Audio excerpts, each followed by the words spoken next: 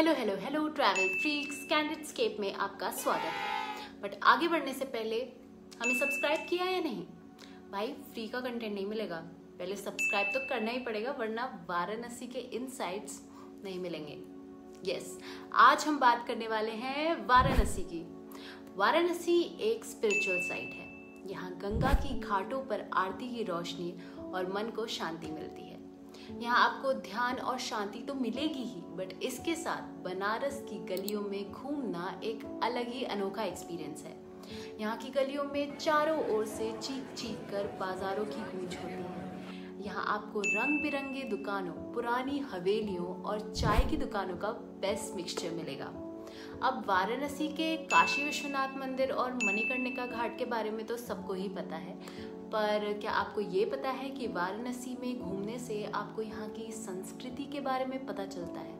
क्योंकि इस शहर में ऐसी तमाम छोटी छोटी कहानियाँ जुड़ी हुई हैं जो इस शहर को और इंटरेस्टिंग बनाती हैं, और इनके बारे में जानना आपके लिए बहुत ज़रूरी है। तो आइए जानते हैं इन सभी जगह और उनसे जुड़ी कहानियों के बारे में। फर्स्ट, लक्ष्मी नारायण मंदिर वाराणसी में एस्टैब्लिश्ड है और यह एक बहुत ही इम्पोर्टेंट धार्मिक स्थल है। यहाँ के मंदिर को श्री लक्ष्मी नारायण देव को डेडिकेट किया गया है। मंदिर की सुंदरता और शांति आपको एक अलग ही सुकून देगी। वाराणसी के लक्ष्मी नारायण मंदिर के बारे में एक अंदर की कहानी ये है कि एक बार एक व्यक्ति ने यहाँ पूजा का आयोजन किया। जब उन्होंने पूजा के दौरान आरती गानी शुरू की तो एक अजीब सी घटना हुई। वहां से अचानक एक फूल आकर उनके हाथ में गिर गया। इससे वो बहुत खुश हुए और इस फूल को अपने नारियल में सजाकर रख लिया। Second, Lord Bhairav. Lord Bhairav Varanasi के एक मशहूर देवता है। एक कहानी के अनुसार एक बार भगवान शिव ने अपने भक्तों की रक्षा के लिए लार्ड भैरव के रूप में अवतार लिया, और इसी तरह लार्ड भैरव ने दुश्मनों का नाश किया। पर इस मंदिर को लेके हमेशा विवाद लगा रहता है, क्योंकि इसके एक तरफ मस्जिद है और दूसरी ही तरफ मजार है।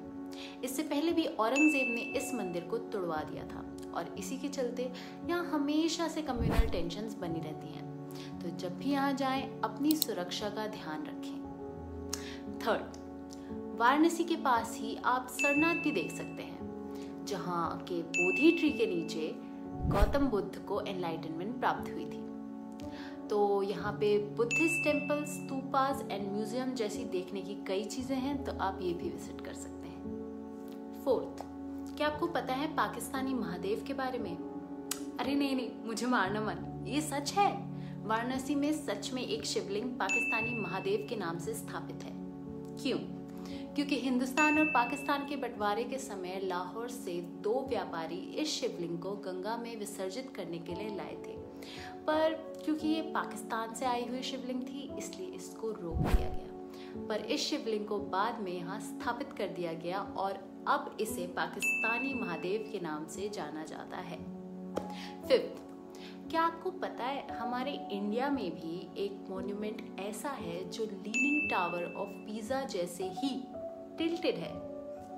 तो हाँ, ये है रत्नेश्वर महादेव टेम्पल, जो कि 9 डिग्रीज टिल्टेड है, जबकि पीसा टावर सिर्फ 4 डिग्रीज टिल्टेड है। यह मंदिर क्यों झुका हुआ है, इसके पीछे भी एक कहानी है।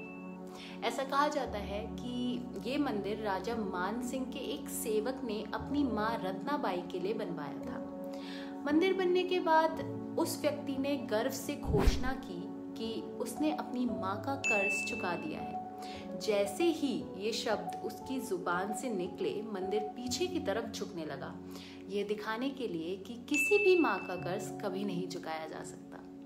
सिक्स्थ, अब आइए जानते हैं एक ऐसे कुएं के बारे में जिसे हम कहते हैं मौत का आईना। अब आप कहेंगे, मैडम हर कुआं मौत का आईना ही होता है अगर आप में कूदने की क्षमता हो। पर नहीं, हम बात कर रहे हैं वाराणसी के सिद्धेश्वरी मंदिर में स्थापित चंद्रकूप कुएं की। कहा जाता है कि अगर आप इस कुएं में झांके और आपको अपना चेहरा दिखे तो आप लंबा जिएंगे, और अगर नहीं दिखे तो अगले कुछ 6 महीने में आपकी मौत सुनिश्चित है। तो बताइए, क्या आप इस कुएं में देखने का रिस्क लेंगे? 7th, क्या आपको केदारनाथ जाने का मन था पर किसी कारणवश आप जाने में नाकामयाब रहे? तो चिंता मत करना, यहाँ वाराणसी में ही आप केदारनाथ ज्योतिर्लिंग के दर्शन कर सकते हैं। कैसे? गौरी केदारेश्वर टेम्पल जाके। अब आप बोलेंगे, अरे ये कैसी बात कर रही हो आप? सच में पुराणों के अनुसार आप काशी में ही सारे 12 ज्योतिर्लिंग के दर्शन करने का पुण्य कमा सकते हो, जिसमें से एक है गौरी केदारेश्वर टेम्पल, जिसको विजिट करना इक्विवेलेंट है केदारनाथ की ज्योतिर्लिंग विजिट करने से। तो ये थी कुछ इंटरेस्टिंग स्टोरीज और जगह वाराणसी से जुड़ी हुई। अब आप आराम से इन सारी जगह को विजिट कर सकते हैं और सबसे अच्छी बात होगी कि आपको सभी की बैक स्टोरीज अच्छे से पता है। नहीं, थैंक यू मत बोलो, पर हाँ, जल्दी से कैंडिडेटस्केप को लाइक, शेयर एंड सब्सक्राइब करो। Bye bye.